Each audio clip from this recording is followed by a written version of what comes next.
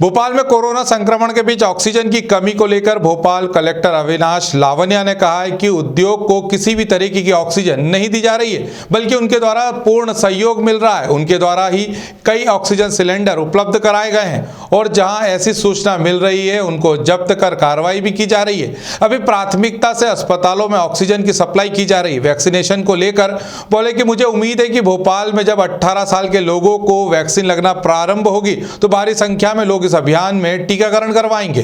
मेरे ख्याल से इसको चुनौती नहीं रहनी चाहिए, कारण कि इसमें मुफ्ती साहब के द्वारा फतवा भी जारी किया गया था, जिसमें उन्होंने स्पष्ट किया है कि जो वैक्सीनेशन है वो अच्छी चीज़ है और हम सभी को कराना चाहिए। इसके साथ ही हमारे द्वारा नाइट में भी कैंप्स लगाए जाते हैं कि यदि लोग चाहें तो इफ्तारी के बाद भी वैक्सीनेशन उनको करा सकते हैं।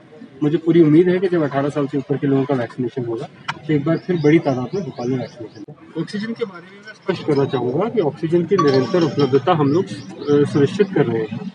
इसके साथ ही ये भी देखने की आवश्यकता है कि हमारे जो हॉस्पिटल्स हैं उनका ऑक्सीजन कंजम्पशन कितना है।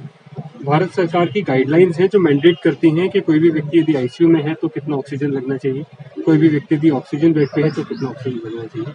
यदि उसके मान से देखें तो उससे ज़्यादा ही ऑक्सीजन हम सभी हॉस्पिटल्स को प्रोवाइड करा रहे हैं। अब ये भी आवश्यक है हॉस्पिटल्स के पार्ट पे कि वो इंश्योर करें कि गाइडलाइंस के अनुसार ही ऑक्सीजन दी जाए, बहुत ज़्यादा उपयोग ऑक्सीजन का ना हो, क्योंकि ultimately it's a limited resource और देश भर में सभी को इसकी, जैसा कि मैंने कहा कि डिमांड जो है उसका क्राइटेरिया क्या है, यदि डिमांड का क्राइटेरिया गाइडलाइंस है तो मैं आपको आश्वस्त करना चाहता हूँ कि उससे ज़्यादा ही ऑक्सीजन प्रत्येक हॉस्पिटल को उपलब्ध कराई जा रही है, उससे कम नहीं। लेकिन अगर हम लोग की डिमांड का कोई एनालिसिस नहीं है और हमारी डिमांड का कोई फीचर नहीं है जिसके आधार पर हम डिमांड करते हैं, तो अनलिमिटेड डिमांड की पूर्ति करना किसी भी सरकार के लिए संभव है। खबरों में बने रहने के लिए ग्रामीण भारत टीवी को सब्सक्राइब कीजिए और बेल आइकॉन दबाना ना भूलें।